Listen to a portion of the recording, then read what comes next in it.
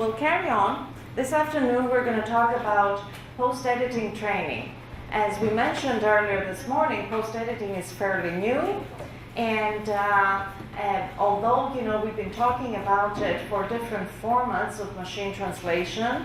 10 years ago it was rules-based and statistical. Now we have new forms, neural machine translation.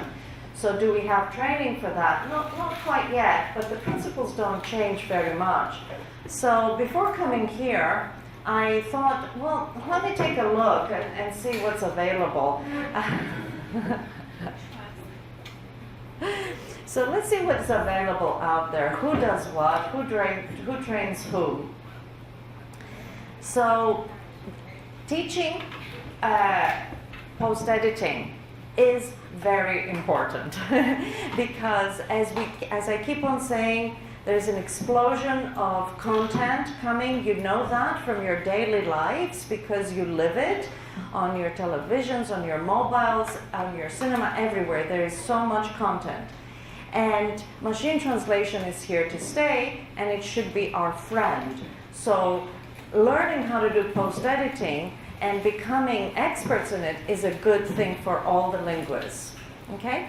So it will help us increase the demand for our profession, because the more people are able to translate and see that they need a human, there's going to be more demand for linguists, because we are going to be able to put into the proper format the machine translation. Although the skills are slightly different, we need to make sure that we teach both translation and post-editing. And the good thing about post-editing is that it is much easier to post-edit than to translate, as we have already confirmed with a few of you in different conversations. So a graduate coming out of college with their first degree can immediately start working as a post-editor of very simple text, non-specialized text, maybe some business text. And that is very good for graduates because immediately they can earn some money, and at the same time they can start building a portfolio and building up their experience and expertise in different areas. So there is a slightly different process in post-editing because, as we said in the morning, in translation we generate it. We only need the source text and then we generate the translation. Okay, we have to do some research, but more or less it's a plain straightforward process. Well, in post-editing it's a little bit more complicated. Oops.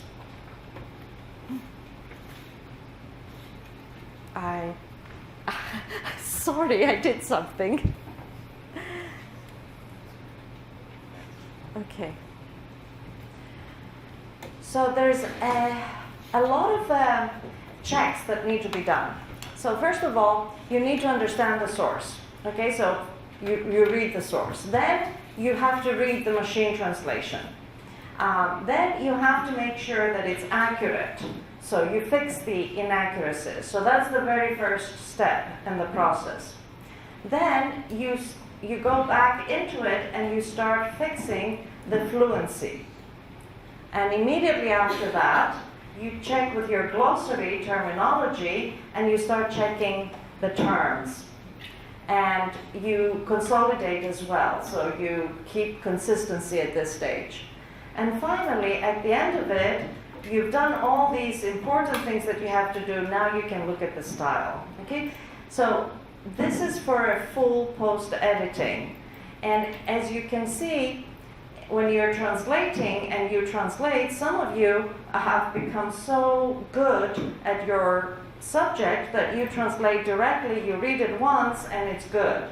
But in the beginning you were always editing your stuff, so you had to do certain checks. You had to make sure that your terminology was right, that all the punctuation was accurate, that it reads fluently. All of these things that you were doing when you were first becoming a translator are important again as post-editor. So a few differences in training. A trainee translator focuses mostly on accuracy, and the most important thing is cultural equivalence. And finally, when they're finished with the translation, it's ready for publication. A post-editing trainee is going to focus on the basic rules of the target language. And then you're going to follow the source language. And finally, you focus on learning how to anticipate empty patterns. So depending on your language combination, your pair, and the machine translation engine that you're using, your subject specialization, you're going to start learning what to anticipate, what errors are going to happen. If you're lucky, you will be given a text which has been pre-edited, but that is something that you will have to live without for a while. Now, translation and PE training, both of them need to be trained for language proficiency. Both need to be subject experts, so you need to choose your specialization. You need to have cultural intelligence to understand both the cultures, so you understand the source culturally, but you are also able to translate in the target. You have research skills and word processing skills, and you understand the terminology theory. But in addition, for post-editing, you need to start being more technologically aware of how to create term bases and how to do terminology coding as you're moving on to this experience. Also, you have to understand the basics of machine translation. So for you right now, the fact that there are 3 different types of machine translation is you just know their names. Well, you need to start understanding how they work. Their principles. You don't need to be an engineer. You also need to start working closer with controlled language, because controlled language is not just the input in the machine translation, it's the output as well. And then finally, you need to do a lot of macros and programming, some very slight programming skills, because when you recognize certain patterns on the outputs, you can do very quick macros and correct them universally in your document, which can be, 3,000 words or 15,000 words. So if you know how to do a quick macro and you see the pattern in the first paragraph, then you've saved yourself quite a bit of time. Now, there is some theoretical training, and there is basically, you need to have an introduction to what post-editing is, which is a lot more than what we did today. Introduction to machine translation technology, introduction to controlled language authoring, all of these things we've touched upon. But then you need some advanced skills, advanced terminology management, because you already have been taught in schools terminology, but to do post-editing, you need to have advanced terminology skills, and also advanced text linguistics, and some very basic programming skills for macros. On the practical side for training, it is a practical skill. You can learn it, basically, and it can be learned fairly easily. There is a study amongst the PDFs that we gave you for reading material, which claims that after the study was done, that a post-editor needs 100,000 words or a full month working every day, full day, to reach a comfort level, meaning they start recognizing patterns and they start being able to easily correct the text that they have. So if you don't work full-time every day, it's going to take a little bit longer than a month. But basically, I don't think that it's a long time to acquire such a skill. Even if you do it over a period of 3 months, it's a skill which is well worth having. Then the other thing is, as I said in the morning, you need to practice really with different machine translation engines. They give different results. And of course, different subjects give different results. And analyzing, comparing the results as we did in the exercise before is going to help you to hone in directly into the patterns when you're working at a deadline. Another thing is that a lot of you are using CAD tools and other systems. So machine translation, which is going to be your friend, should be able to be integrated in the tools you're using. So, a way forward is to create term bases in multiple terminology management systems. Now, when you're being taught terminology, there are many tools that you can use for that. And practicing on different tools is going to help your skills in advanced terminology. There are many controlled language authoring tools, and there are many controlled languages. You know, start familiarizing yourselves with them.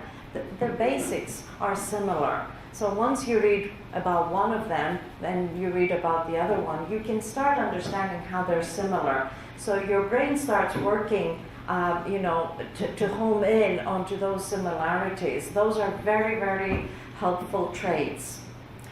Corpus analysis and some practical programming skills will be good. Now, how is post-editing in universities? I'm not so sure which universities here teach what, but before coming here, I wanted to share what is done in some universities in Europe. So I reached out to some of my friend professors. One from the University of Leeds said that they have optional module for machine translation and some separate sessions during this module for machine translation post-editing, okay? And some of these are compulsory. In terms of online resources, you'll have this slide, so please check them out. The European Union is very good at funding joint university programs. And a lot of the professors come together and they create certain resources that are going to help them teach in different languages, because as you know, in the European Union there's about 28 languages, if not more. They have to be teaching in similar ways and cover similar subjects. So they get together, and one of the programs they have is Ecolo, which is something they started in 2004 and it went offline in 2009.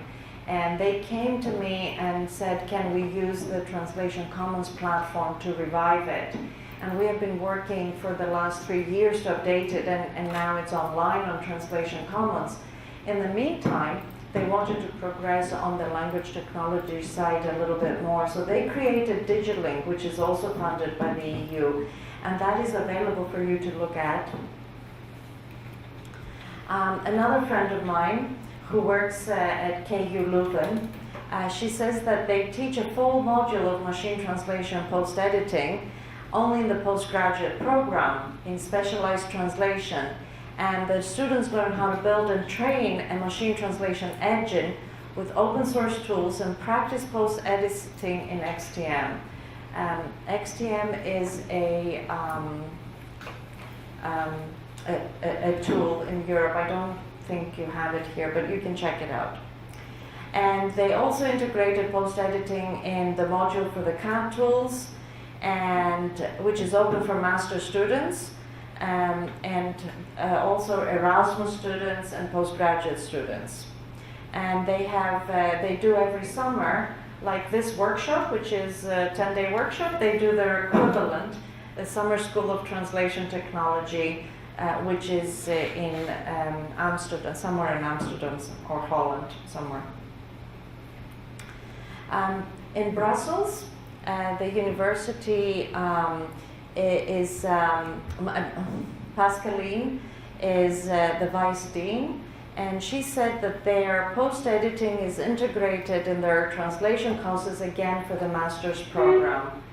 And the theoretical aspects are part of the CAD tools, and there is revision, review, and post-editing, which is part of the project management module.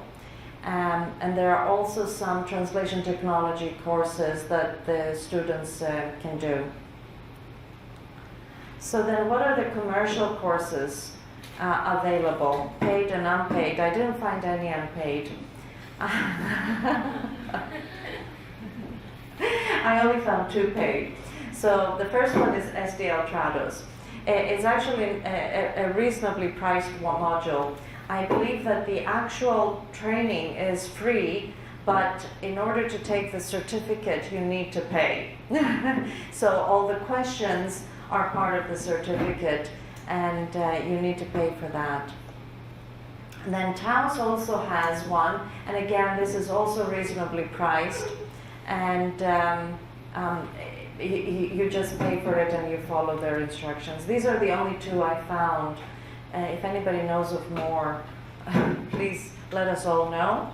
Put it on the WeChat, because that's all I could find for the last couple of months I've been looking for. So, do you feel confident that you're post-editors? Any questions? Okay, let's go to the next exercise. So here you're going to use a machine translation system. So you all now have them available on your computers. And you're going to translate a full page. That means really 4 or 5 paragraphs, or whatever you can freely. You know, if it's 600 words, 600 words, whatever you can freely translate. And then what we're going to do here is we're going to create a light editing and a full editing. Okay, so show me first the machine translation. Then the second one will be a light edit. So we only want to understand the gist. So you have to correct terminology, not style. You have to correct perhaps something which doesn't make at all sense if it's missing. Okay, something that when it comes at the end of it, it doesn't need to be ready for publishing, but it needs to give us enough to understand. Now, this exercise is designed just to help you judge what is needed for light PE, okay? For light post-editing. And then you can just go ahead and do a full post-edit, the way you would do the proper translation. So it will be good if you can mark how long it took you to do each of them. Of course, that timing is not important the first time you do it, because the first time you do it, you are learning. So your time is going to be off. But if you want to repeat this exercise a week later or a month later, and you've done it 2 or 3 times, then you can really, you know, time yourself, and you can say, okay, I'm going to spend 2 minutes, you know, for a light PE of a paragraph, but I'm going to spend 10 minutes for a full PE for a paragraph. Okay, so you'll get the gist of what needs to be done. And then you can have, if you have a bit of time, just to have a conclusion. What do you think? Or how difficult was it? And what are your feelings about it? And it's important to start feeling something about post-editing, because the next session I'm going to tell you what other freelancers feel about post-editing. Do we need, yeah. We need, yes. Yes, you may want to explain. One term, Yes. Oh, yes. Yes, thank you.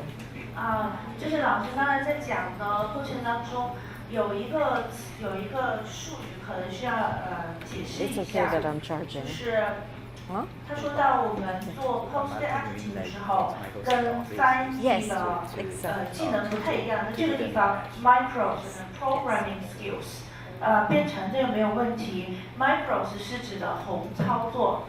就比如说，在一个 Word 文档里面，它如果是中英混排的话，我们要一次性的去掉所有的中文，一次性去掉所有的英文，这是一个最基本的宏操作。如果有用过 Word 的宏操作的人就知道，这个 macros 它其实有一点点，以前的那种老系统要输指令和现在的这种任务式图形化窗口式的 Windows 的直观的操作系统，它是介于中间的。所以这个地方 micros and program skills 我很稍微的解释一点点。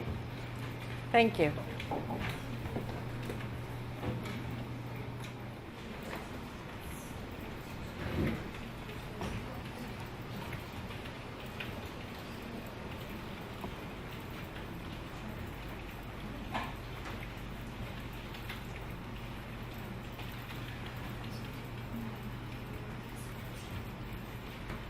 It's nearly 3 o'clock.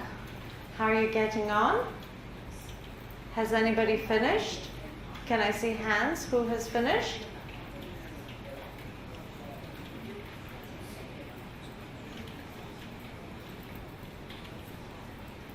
Okay, we'll wait a few more minutes.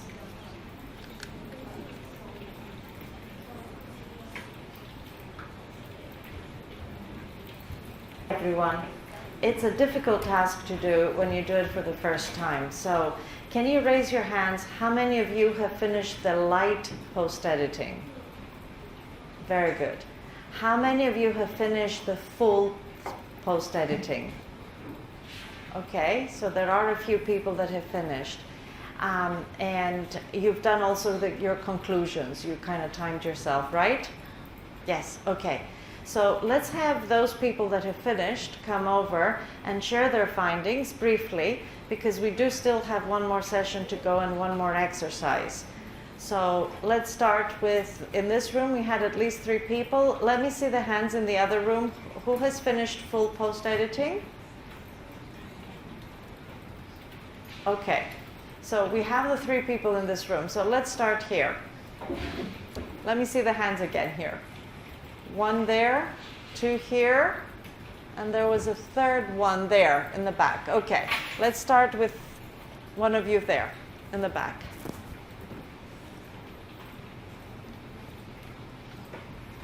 Yes?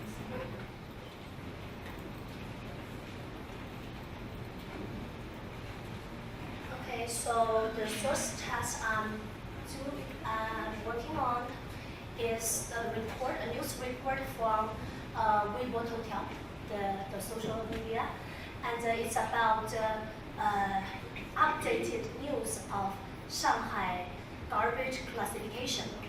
And this is the source task.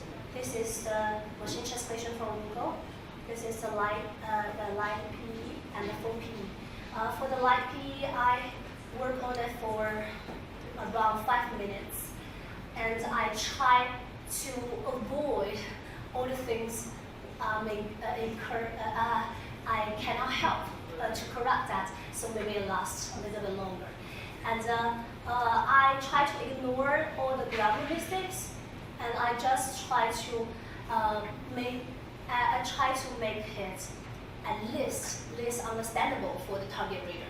Okay, so the first thing I change is the source task is 生活在各种段子里, and I don't think that can be understood as sections, because sections like divisions in English. So I turn that into jokes. And the next thing I'm change is a misunderstanding, because the source task is 北京 and 北京和等其他46个城市, but the source task is the other 46 people, such as Beijing, and I try to combine them together to make it easier to understand, to read. So I change that into people from the other 46 cities, such as Beijing. I moved people in the front, but now I see maybe I shouldn't change that. People still understand maybe. Okay, and then 接受考验, and it has the tense has been wrong in the PE in the machine translation, so I changed that into are going to take the test. It should be the future tense. And then for next. I changed a little bit the subject of MT. For example, failure is the original subject, and change it into people who the one who fails to classify should be fined with, and the expression of the amount of money is also wrong in MT. So I changed that into from 50 to 200, reverse the order. And this part I didn't change a lot, but I couldn't help in deleting one extra words. Newspaper I think is also okay. And then here it used a comparison to compare the garbage if we didn't classify, to compare the garbage, the daily garbage in Shanghai as the size of Shanghai downtown. So I changed the structure of the sentence. And the last part is for the style mistake, because here is originally it's a whole sentence, and MT has divided into two broken segments by using comma and capitalize the word. So I changed this style, and now turn to full PE. I used maybe I think more than 25 minutes, but I polished the light PE into the full PE, that which actually lighten the work. So maybe if it's a full PE at the first, it will be longer. Okay, and I changed some grammar mistakes. I changed some structure of the sentence. Most importantly, because it's a news, so I try to make it easy and readable and concise at the same time. And I think there is something I really want to mention is here. So in light P or in MT, 被罚款 灭零违法 has been translated into at risk of illegality, and I changed that into at risk of being a lawbreaker. I think lawbreaker sounds more likely or vivid in news, small words, I think. And then another one about the fact, because the source says 根据上官新闻报道, it's a local online news website in Shanghai. And for the light PE, I didn't change that. I didn't have the time to locate the fact. But in full PE, I did a little bit research and find out the translation for this news website. So I used the name of it, Shanghai Observer, according to Shanghai Observer. And I don't think, here, another one. So the source says 开始试点投放，开始试点生活垃圾分类投放， and I think that is not very clear and not very idiomatic in English. So I used the more clear, the clear expression, have launched a pilot project of garbage classification. And then 垃圾投放, I changed that into the garbage dumping. And also to make it concise, the language easier and more simple, I changed that into the time. I changed that into 7 to 8 a.m., not in the morning. I changed in the morning into a.m., in the evening as p.m. to make it shorter. Okay, and I think the last part is also about the grammar mistakes. So, another one.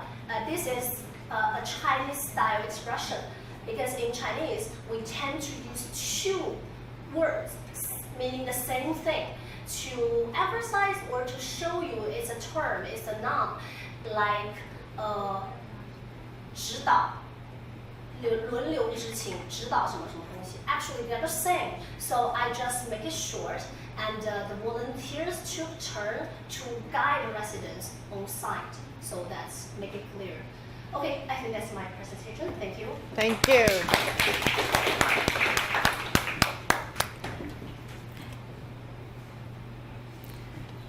It was very good. Thank you so much for doing all this hard work and for demonstrating it so beautifully. The light PE from the full PE was very clear, and all the examples you used we already covered in the presentation. So let's see, there's somebody else there in the back that was ready with full PE. Would you like to come? Yes. No, you? Yeah, yes.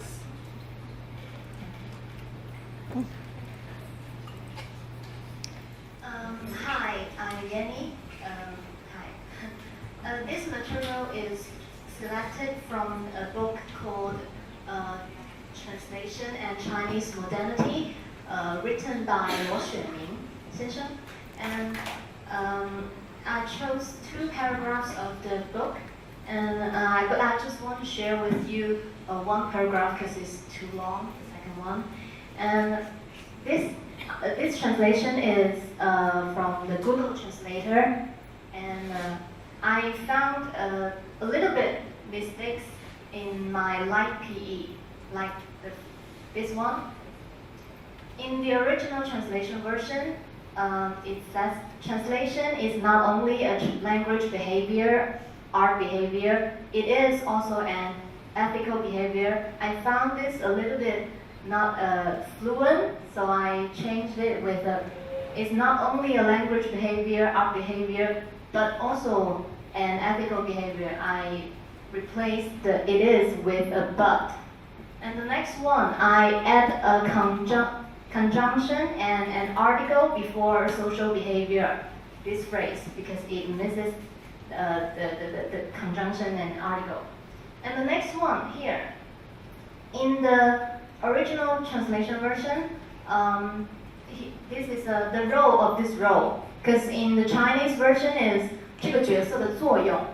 But I found this a little bit not reader friendly because it reads strange. So I changed it into the function of this role, just a little word. And the next one, here. Its function is not replaced by other disciplines.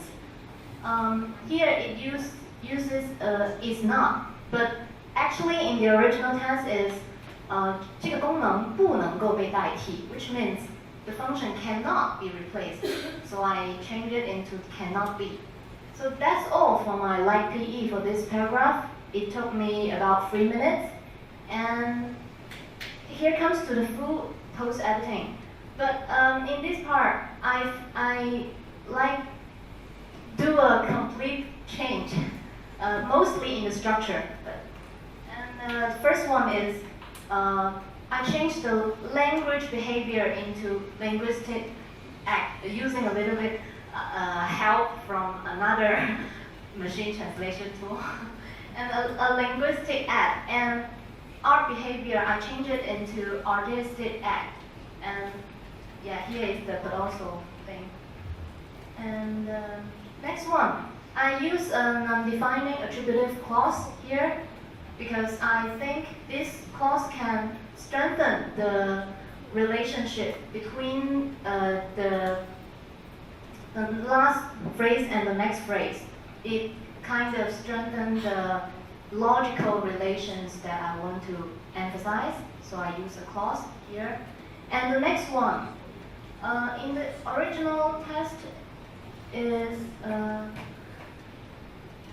the role of this role is not denied even by historians and cultural researchers. I changed it into even historians and cultural researchers would not deny the function of this role, although they only admit it when they have to. I just changed the sequence of the sentence so that it makes it more fluent and makes more sense. And the last one is I changed the word rejuvenation into the revitalization because I did a little bit of research. I found that when it comes to 民族振兴 or 国家振兴, in more papers they use revitalization more than rejuvenation. So that's all for my full post-editing, and that's all. Thank you. How long did it take you? The full PE maybe took me like 10 minutes. Yes, Oh, about 10 minutes. well done. Congratulations. That was good. Actually, it's selected from one of my homework. Ah. So I'm more familiar with Yes, yes. But that is the whole idea. It's something, a subject you know well, so you saw how quickly it, she was able to do a proper PE post-editing. So I thought we wouldn't have time for a third one, but we do have time for a third one. So can I please ask you to come and share with us too?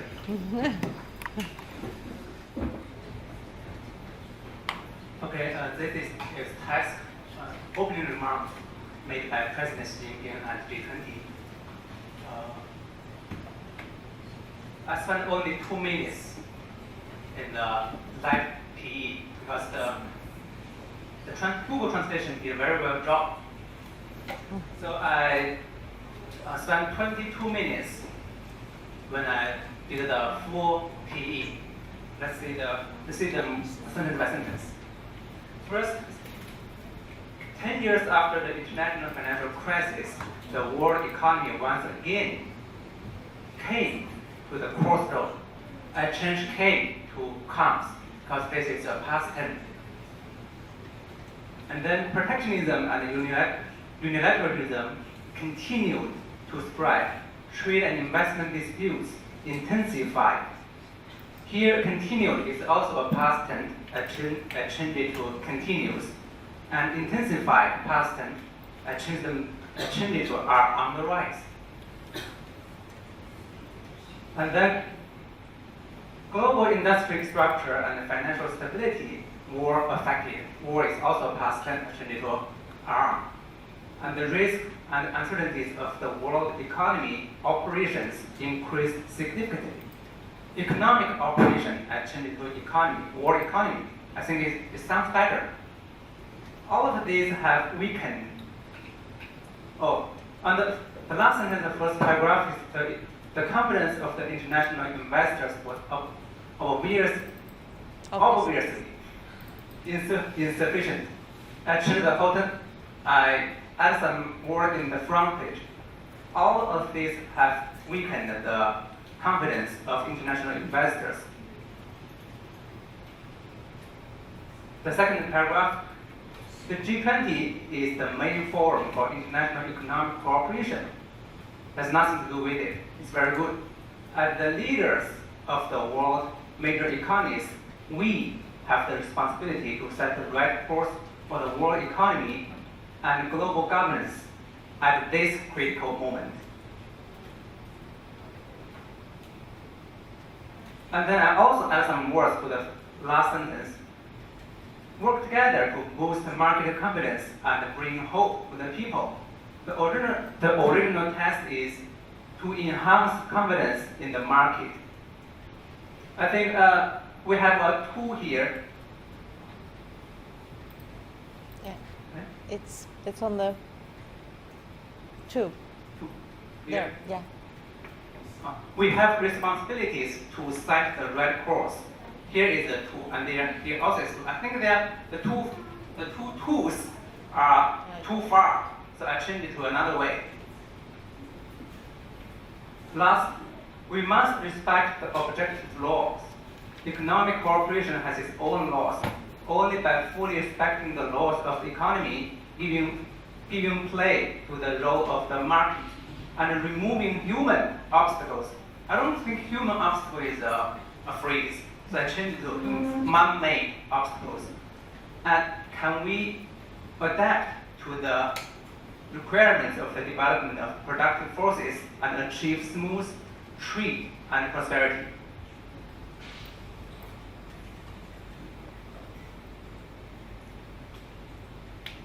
I changed the adapt tool to satisfy and trade to flow of goods and services and prosperity. The last sentence I only add two words, win-win results and the globalization to the right direction. I have some comments on the full PE. We need to first read the original text very carefully to know what is it and the logic cohesion. Yes.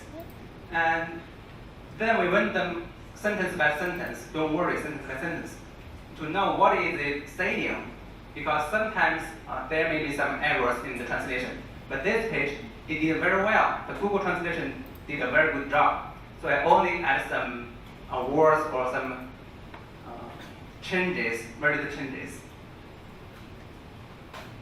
Okay, that's it. Thank you. Thank you very much.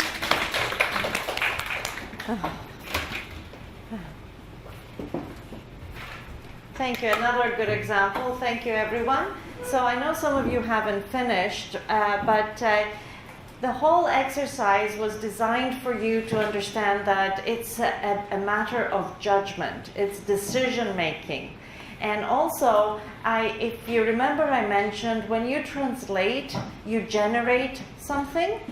Here, you select and you decide what is good and what is not. So you select something, which is slightly different from generating. Although you are using your judgment, you're using it slightly differently. So now that you understand the principles, by all means, try to practice a little bit. It's so easy. You can just generate a text every now and then and just check it out what it is that is different. And also, if you have a subject matter, you saw how easy it is to post-edit when you have familiarity with a subject. So now, I will, if you give me a second. Okay. So, there have been a lot of studies that have happened, and as I mentioned earlier in the morning, some studies go back a few years. I have listed some of them that I used for today's presentations, and I used some facts and figures into the information I have given you. But as you know, with academic articles, when you look at the references, you see a lot more studies. So if you're interested in reading more about post-editing and what studies have been done, by all means, check all the material that I have passed on. So when you search, who is familiar with academia.edu as a website? Okay, I see a couple of hands, but not many. It's a very good website where a lot of the theses of various students get there, and a lot of articles that academic professors put get uploaded there. So you can get an account and you can upload information, or you can read. I have never written an academic article, but I go to academia.edu all the time, and I read things that are of interest to me, and I find information. So by all means, go and look into it. So when I put in the search field post-editing, machine translation post-editing, I got 250,000 results, papers, academic studies. So there are a lot. Okay, admittedly, not all of them are on post-editing only. So post-editing is not necessarily in the title. It could be within the study. So yes, but still, it's a lot of studies. So I decided to, I chose one particular survey. And this is a student, a postgraduate student, and this is her thesis, and she's working on it right now. And she is at the university in Barcelona, and her subject is to find out what are the attitudes of freelancers for post-editing. Another survey she's done is what are the attitudes of language service providers, LSPs, towards post-editing. And she's working towards finding what are the training that is available and what should the training be for post-editing. So we have some demographics here. Most of them are bilingual and their age group. In the profile, we are looking at which languages. So obviously English is a source language here, the most dominant. And we have English, Spanish, Italian, German, French as also dominant target languages.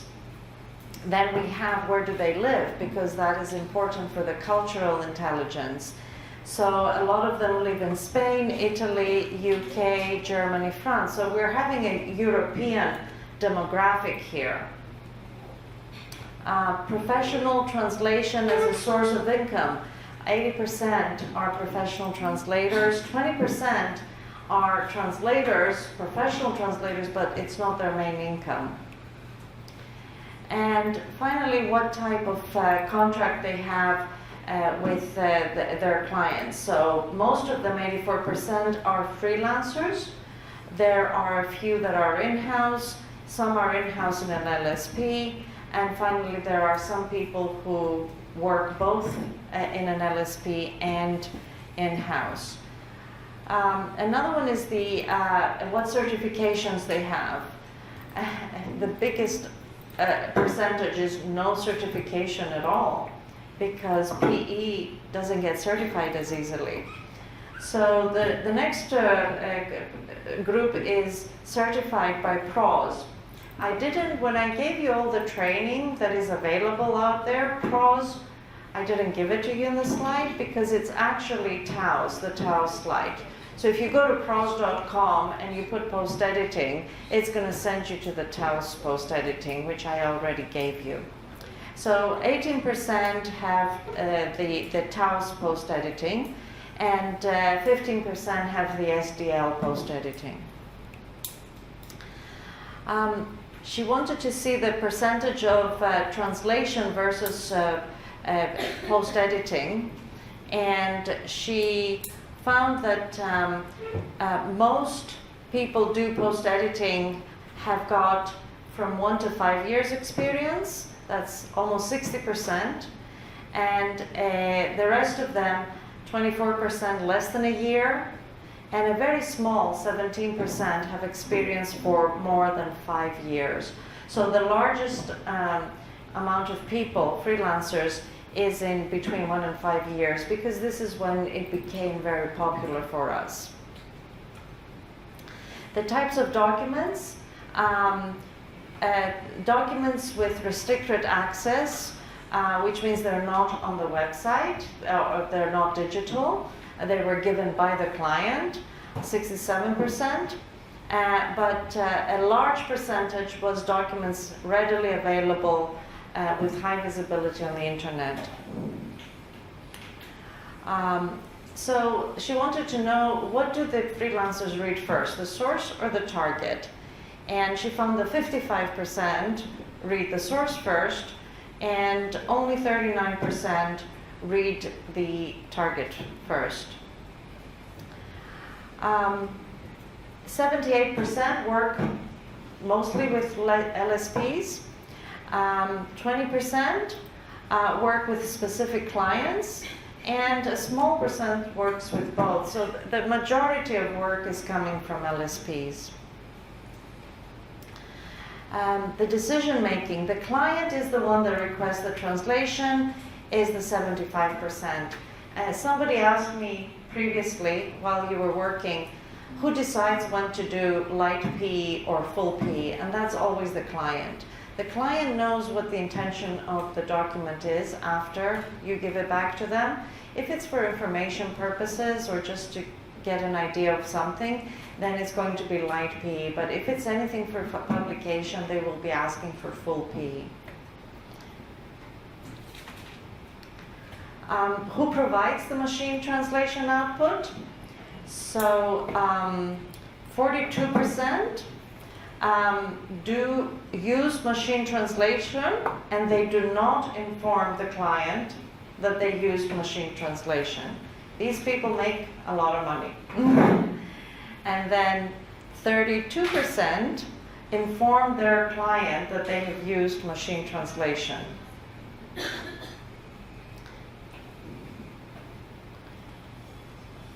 So this is how they get their rates, and 57% use the source text to determine what they're going to charge. So they do a pre-analysis, 25% charge per hour. That is something that I want to stress to you as you're going to be going out to become freelancers. It's one of the latest trends is to be charging per hour, and only 7% charged by target. Small percentage. So 42% of freelancers feel that the quality is acceptable of the raw output, and 30% believe that improving poor quality raw output to high or publishable quality, that's how they work, and 26% they improve the poor quality to medium acceptable quality. So that is how they differentiate light PE, medium PE, and full PE. I would skip that altogether and just focus in, is the text understandable versus is this flowing properly and good style. So productivity in words per hour.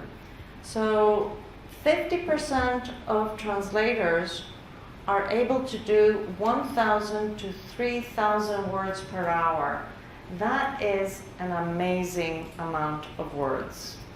And especially if you're not informing your client, as we saw 42% don't inform their client, they get full rate. So, a small 6% is doing between 3,000 and 5,000 words. Those are the subject matter experts, and those are the people that do large quantities of the same material all the time. So they've become really experienced into that. And that is a little rare. I'd say up to 3,000 words is pretty good. And then there are 43%, which is a very large percentage, which are doing less than 1,000 words per hour. Even that is actually not bad, because 1,000 words an hour to translate, you need 2 or 3 hours sometimes. So being able to do around 1,000 words an hour is not bad. However, you can see that either it's a subject they don't know, or it is it is possibly even something that shouldn't have been machine translated in the first place, or they're still inexperienced, so they need to build up their expertise. Tracking their post-editing productivity really is how long does it take you to do how much, right? Most of them don't track it because they're too busy doing it. So what are the current trends, she asked, and a lot of them didn't want to answer. If they're informing their clients for MT or not. So we're keeping that secret. Post-editing in a non-native language. And you can see that 74% do not. But there's 25% of people will post-edit into their non-native language. Now, that is always something of interest and discussion for us, because I'm bilingual. I know both Greek and English very well. I actually write much better than I speak both languages. So I could do both ways, but my mother tongue really is Greek. So would I be wrong to post-edit in English? I don't think so. So, that 25% may be similar situations. So 54% have said, sorry, let me read this. 36% have said that the requester might provide some information, the machine translation system used in general, or any explanation about the workflow. But 10% saying that the requester sends very detailed information. So we can still see that most clients do not send information. 54% of translators do not receive anything other than the machine translation output. are there any guidelines? The vast majority, 74%, say there are no guidelines from the client. What type of post-editing guidelines are used? So in post-editing, there are some, like TAOS, for example, as part of their course, is giving some guidelines as well, how to do post-editing. So there's a small percentage there that will go there. That's the percentage of people who have done the TAOS course. And then we have some bigger numbers of internally customized general post-editing guidelines. So if you're working for a large LSP, they're going to give you some guidelines. If you're in-house in a large company, they're going to give you guidelines. So the trend basically is if you're working in-house or working regularly with one client, you'll get some guidelines. In general, 70% said that the client doesn't want any feedback about the machine translation. It's probably not that they don't care, it's probably that, that's the way it is, and they already know that the quality is not 100%.